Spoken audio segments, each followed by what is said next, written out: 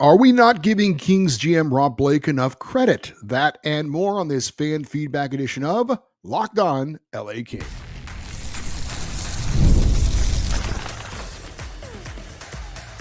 You are Locked On Kings, your daily podcast on the Los Angeles Kings, part of the Locked On Podcast Network, your team every day.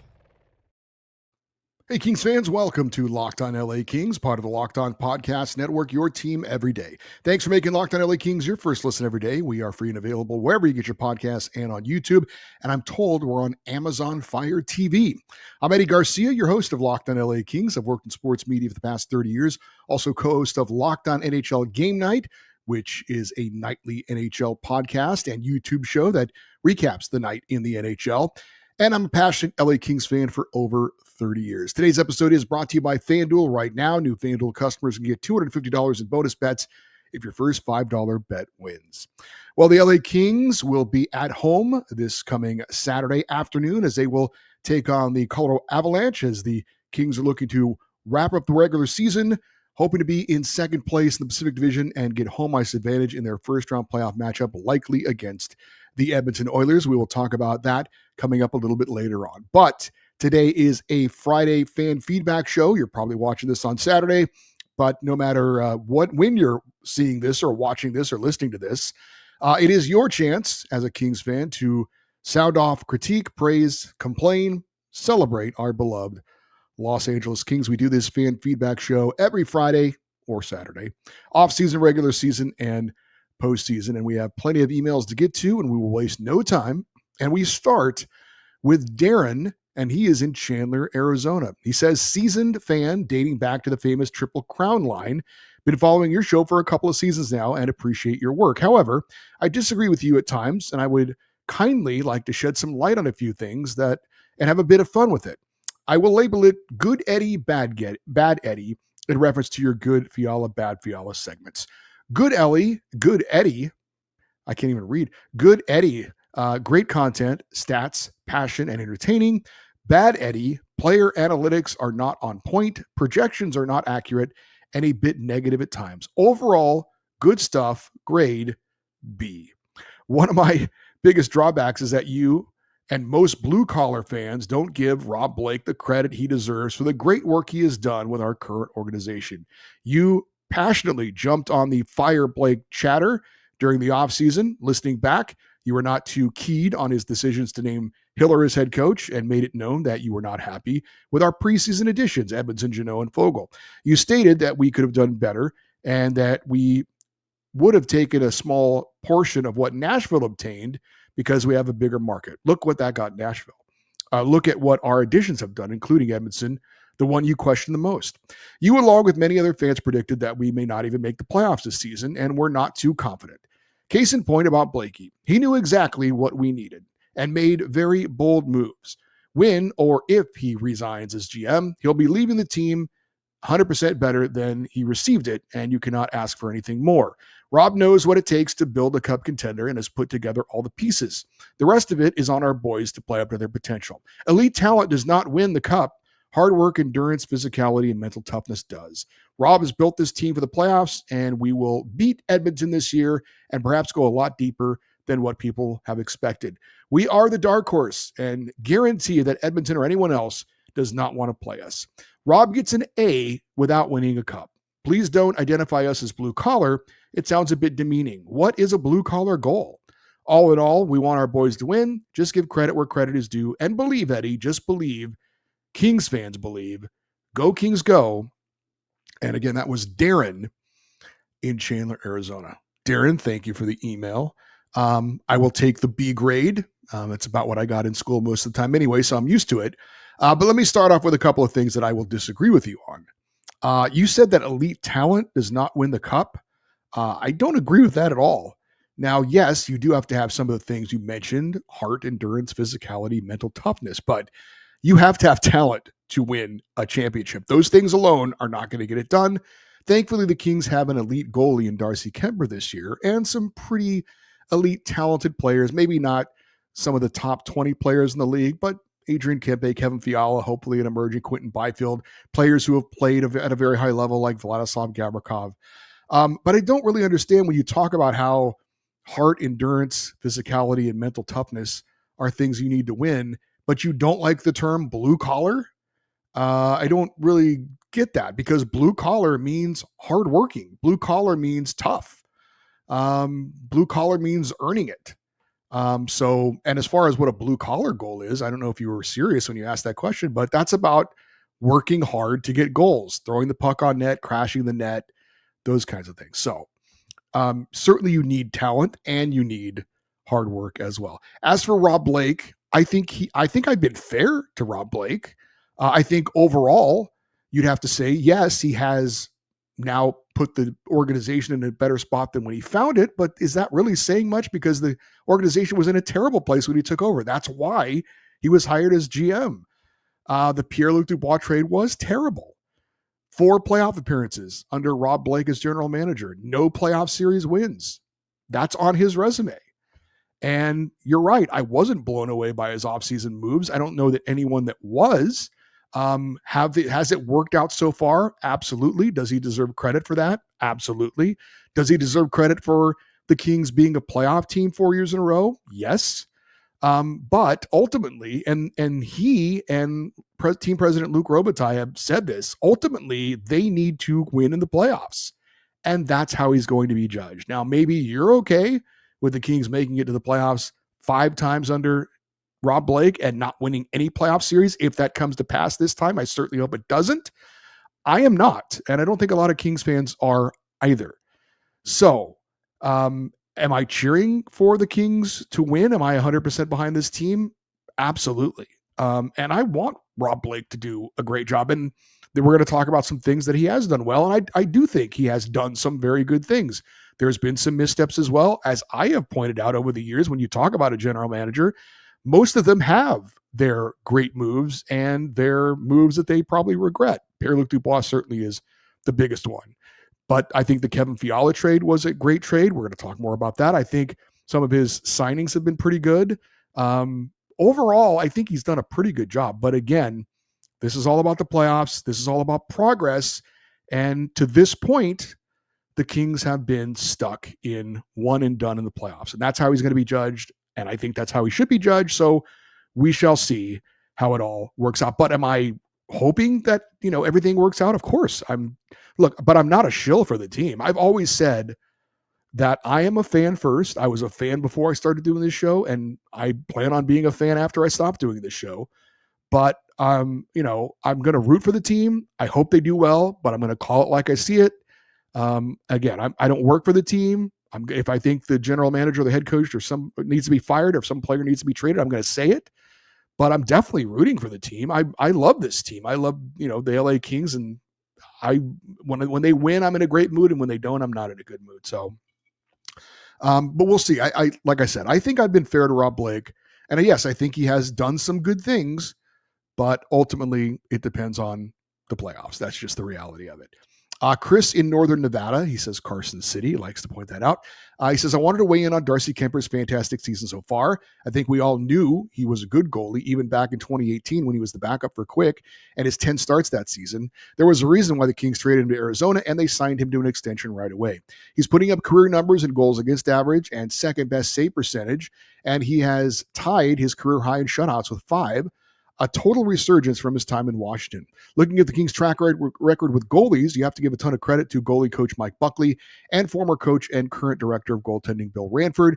You have to look at what they did with Cam Talbot last year, Phoenix Copley, and Jonas Korpisalo the year before. All of them elevated their game and improved their career averages in the times in LA.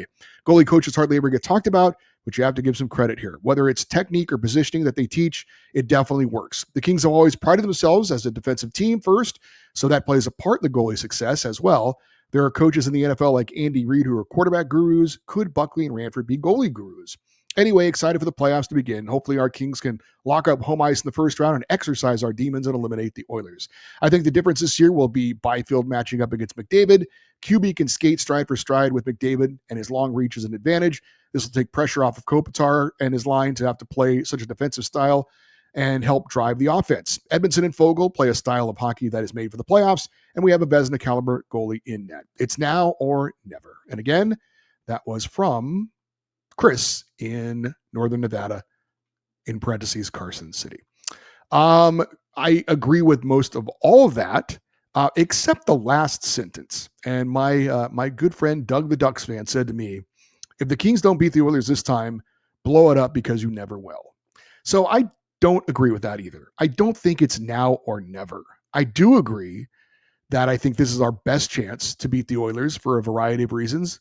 A lot of it is how the Kings have been playing, and a lot of it is how the Oilers are definitely walking wounded right now. But as far as this being now or never, or if they don't do it this year, blow it up, I don't agree with that. And we'll certainly have plenty of time to get into the what ifs if that unfortunate scenario plays out again like it has the last 3 years. But I don't think it's now or never, and I don't think the Kings should blow it up if they don't win this time. Yes, there will be changes. And again, we'll talk about that more if, in fact, that does not happen. Scott in Simi Valley. You know what, Scott? We're going to put you on hold. We're going to read your email up next. And also, we've got some talk about Andrei Kuzmenko as well. That's next. You're on Locked On LA Kings, your team every day. The NBA playoffs are almost here, and FanDuel is giving new customers an incredible way to get in on the action right now. When you join FanDuel and place a first $5 bet, you will get $250 in bonus bets if your bet wins. FanDuel makes betting so easy, whether it's picking your favorite team or diving into player props, from three-pointers to assists to steals. FanDuel has so many ways to bet on your favorite player props. Plus, after the game tips off, you can even combine live prop bets into a same-game parlay for a chance to win big. On Sunday, the Clippers are in the Bay Area to face the Warriors. Clippers are 4-point underdogs. Over-under is 221.5, and the Clippers need to win to avoid a possible play-in game. That'd be a good one to bet on. Don't miss out. Head to FanDuel.com and claim your $250 in bonus bets today. All right, let's get back to Scott in Simi Valley. He says, I liked your comments on Brant Clark. Funny, I was planning on saying much of what you did in my email this week, so I won't go into detail, but I've noticed he's growing much stronger physically and getting under the opponent's skin a lot more. He enjoys being a pain to play against, and his checks are bouncing some guys around now instead of him getting the worst of the contact. Clark's spacing and decision-making are still a work in progress, but that'll come. I'm looking for good things from Clark next season. Credit is due. The Kings are being so patient with their prospects, and in not trading them away. I always enjoy seeing young players doing well, but it's especially rewarding when the homegrown prospects pan out. I feel pretty good that the Kings didn't try too hard to get a big overpriced star like Mikko Rantanen. By the way, I can't wait to see Greentree in the lineup. In closing, I want to give Rob Blake much credit for the Kuzmenko acquisition. Blakey definitely hit that one on the head. Thanks, Eddie. And go Kings go. That is Scott in Simi Valley. I'll be honest with you. I think Rob Blake is as surprised as most of us are with how well Andrei Kuzmenko has worked out. I certainly think this is what he hoped for. I think this was a best case scenario. But yes, if Andrei Kuzmenko had turned out to be an absolute bum, there'd be plenty of people calling out Rob Blake for not getting an impact player and getting this guy. But that hasn't been the case. Kuzmenko has been great. And so Rob Blake absolutely deserves credit for bringing him in and helping the Kings get in a better situation. So yes, Rob Blake does deserve credit for that. See, we do give Rob Blake some credit. Our next email comes from Oren in Croatia. And he says, as always, thanks for all that you do in keeping us informed and up to date on all Kings-related information. As for the playoffs approaching, I'm so pumped and excited, especially if the Kings get home ice advantage. As far as who will make it to the finals in the East, I'm curious to know if you or other Kings fans have a team that they root for or have an affinity towards. Mine is Ottawa. I always liked them, and I felt bad for them through their struggles. I like Tim Stützle, and I'm excited to see Linus Ullmark in the playoffs. Thanks again for everything you do. Go Kings, go. That is Oren in Croatia. Oren, I can't say that I'm rooting for any other team other than the Kings, but if I had to pick a team in the East, I'd probably go with the Carolina Hurricanes. I've always kind of felt like they're the Kings East. They have talented players, but they don't really have any superstars, and they're a hardworking, blue-collar team. So if I had to pick a team in the East, I'd probably go with the Carolina Hurricanes. Brian in Tampa checks in to say, as Kings fans know, this season did not start well for Kevin Fiala. All of his numbers were down, and he was committing way too many dumb penalties. You have to give a lot of credit to Jim Hiller and the coaching staff for helping to turn Fiala's season around. The dumb penalties and defensive lapses are almost completely gone, and his goals keep adding up. The Fiala trade is looking even better as time goes on. Fiala's 7-year contract is less than $7.9 million per year and is cheaper than Brock Faber's 8-year extension at $8.5 million per year. Faber's numbers have really dropped off in his second full season. For comparison, he has 1 point more than Jordan Spence this year, but is a -3 to Spence's +20. The Wild also got a first-round pick, which turned into winger Liam Ogren, who has 5 points and is a -6 in 24 games for Minnesota. He could be a player one day, but who knows? Go Kings go, and that was Brian in Tampa. Well, Brian, as I'm sure you recall, when Kevin Fiala was struggling and people were complaining about that trade, I was the one who said I would still have made that trade every time, and that how the Kings had a need to get a high-end, talented, creative scoring forward, and Kevin Fiala is that. He has definitely turned it around here in the second half, and that's been great, and that's been one of the reasons for the Kings' success. He needs to obviously continue it into the playoffs. This comes from Sasan. He is in Westwood, and he says, for this edition of the Fan Feedback Podcast, I hope you don't mind if I ask a few questions about you, the host of Locked On LA Kings. How did you become a Kings fan?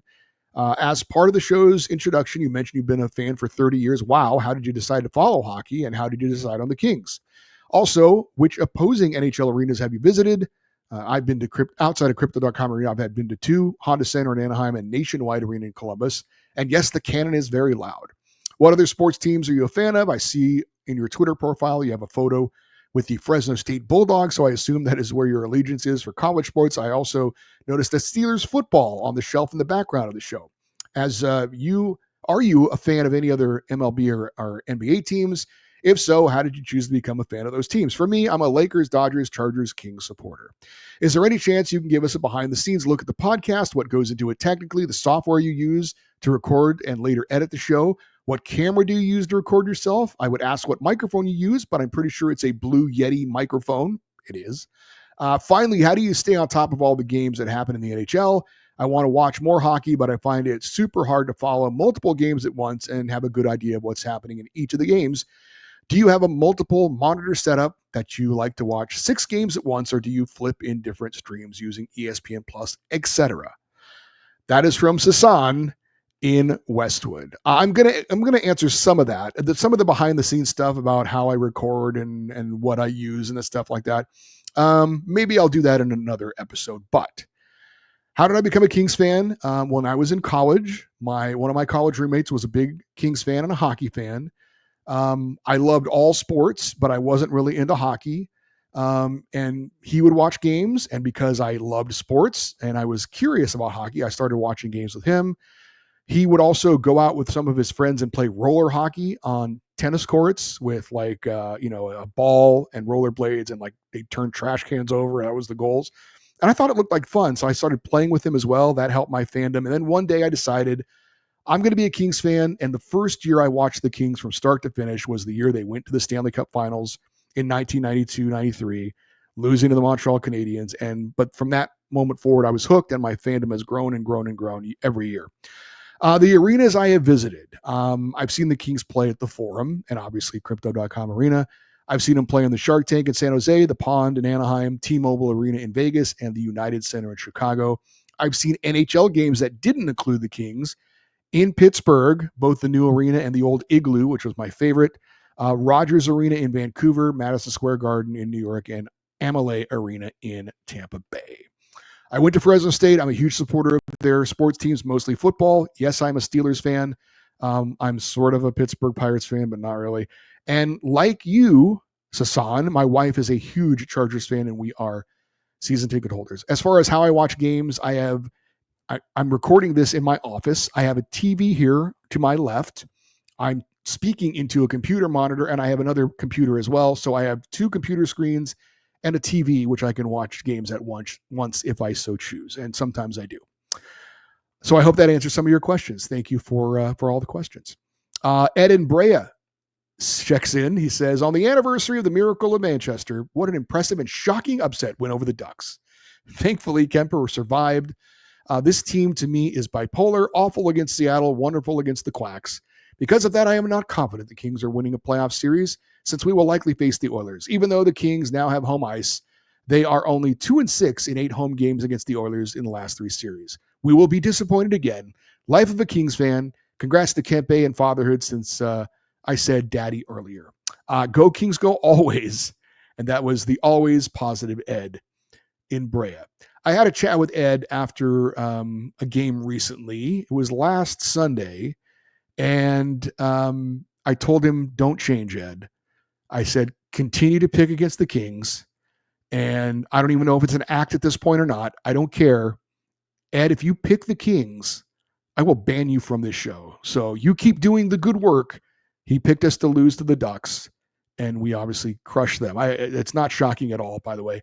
So, Ed, keep doing what you're doing. Don't change. Keep picking against the Kings because it is working. All right. Thank you to everyone who took the time to email. This show is literally not possible without your contributions. So thank you again for taking the time to send emails. The Kings are back at home to face the Avalanche on Saturday, and we'll talk about that next here on Locked On LA Kings, your team every day. There is nothing like the energy of a live game, whether it's catching a last-minute NHL showdown or soaking in the excitement of an NBA matchup. But finding great seats is difficult at a great price. It used to be a challenge for me until I found Gametime. Gametime makes scoring last-minute tickets easier than ever. Prices actually drop as the event gets closer, and with their all-in pricing, you see the total cost up front. No surprises at checkout. Save up to 60% off buying last minute for sports, concerts, comedy, and theater events, and with seat views before you buy, no surprise fees, and a lowest price guaranteed, you can book with total confidence. Their lowest price guarantee means that I never worry about overpaying. Take the guesswork out of buying tickets with Gametime. Download the Gametime app, create an account, and use the code LOCKEDONNHL for $20 off your first purchase. Terms apply again. That's the code LOCKEDONNHL for $20 off. Download Gametime today. Last minute tickets, lowest price, guaranteed. All right, the Kings are back in action Saturday afternoon as they take on the Colorado Avalanche. Colorado has already clinched a playoff spot, and it looks like they will face the Dallas Stars in the first round. It looks like they will be the road team to start that. And because it looks like that is pretty much set up, the Avalanche have started to rest their star players. Nathan MacKinnon, likely a Hart Trophy finalist who's tied for the NHL lead in points with 116, and likely Norris Trophy winner Cale Makar did not make the trip to Los Angeles. They will not be playing against the Kings. So LA taking on a Colorado team without its 2 best players. Meanwhile, for LA, there appears to be very good news on the injury front. Drew Doughty was at practice on Friday after missing the last couple of games. And Dennis Bernstein of the fourth period and Sirius XM NHL satellite radio said on social media, and he quoted head coach Jim Hiller as saying, quote, "If the playoffs started today, he would be optimistic all his players would be available." Kings fans on social media immediately asked if that included Tanner Jeannot, and Bernstein responded, and I'm paraphrasing, "Hiller didn't exclude anyone, but I will ask him specifically about Jeannot on Saturday." So that sounds, if that report is accurate, I have no reason to doubt that it isn't. That sounds like very good news.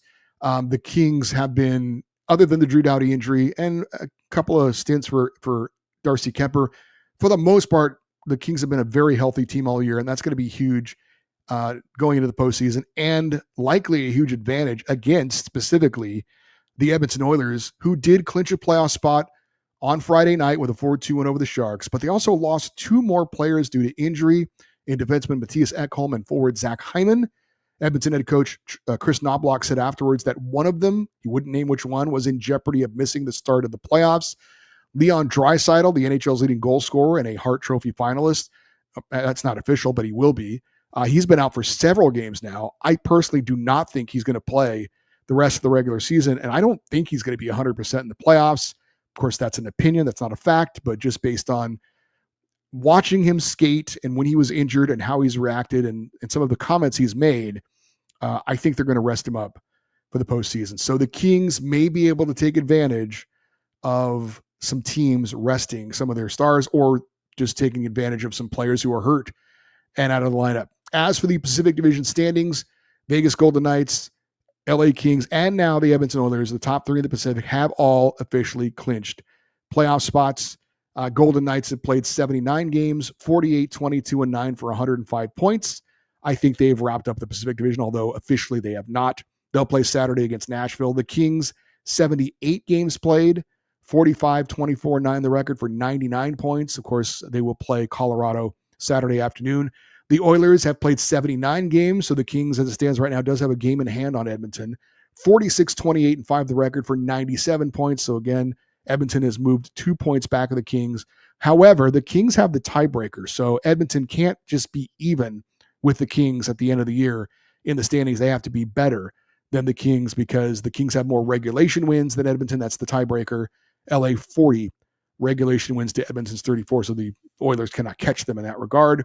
The Oilers will be in action on Sunday in Winnipeg. That'll be a pretty tough game for them. We'll see how it goes and who's healthy and in the lineup for them. And then Edmonton will play on back-to-back nights on the road against Winnipeg and then back home against the LA Kings. That game will obviously be pretty big. All right, once again, Saturday afternoon, 1 p.m. LA time, Kings versus Avalanche. I will be out there at the game. If anybody wants to say hello, you can reach out on social media or send an email. If you want to watch the game, I believe it is on the FanDuel Sports Network locally, ESPN Plus nationally, and you can hear it on the 710 ESPN app. If you want to send an email for a future show or for any other reason, just to get a hold of me for whatever, lockedoneddie@gmail.com is the email address. And you can always leave your comments if you're watching on YouTube in the comments section. We'd love you to stay interactive with the show. X, Twitter, Instagram, TikTok, we are at Locked On LA Kings. For you everydayers, those of you listen and watch Locked On LA Kings every day, coming up on our next show, we'll be recapping Saturday afternoon's Kings Avalanche game shortly after its conclusion. Hopefully you will join us then. In the meantime, I am Eddie Garcia. Thank you as always for listening and watching Locked On LA Kings, part of the Locked On Podcast Network, your team every day. Have a great rest of your day. We'll talk to you on our next show. And as always, go Kings, go.